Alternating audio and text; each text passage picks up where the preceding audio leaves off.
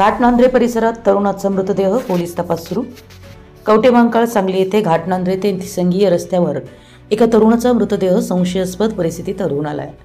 मृतदेहाजवळ मोठा दगड आढळून आल्याने ही घटना कुणाचा भाग असावा असा पोलिसांचा प्राथमिक अंदाज आहे। मृत तरुणाची ओळख सुनील विलास शिंदे, वय 28, राहणार घाटनांद्रे, तालुका कवठेमहांकाळ, जिल्हा सांगली अशी आहे। त्याची मोटरसायकल देखील घटनास्थळी मिळून आली।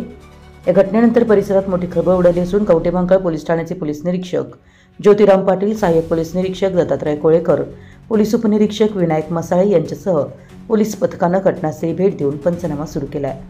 पोलिसांनी गुन्हा नोंदवून पुढील तपास सुरू केला आहे। आपल्या परिसरातील महत्त्वाच्या बातम्या पाहण्यासाठी आमच्या नवसंकेत न्यूज चॅनलला YouTube वर सबस्क्राइब करा आणि बेल आयकॉन प्रेस करा।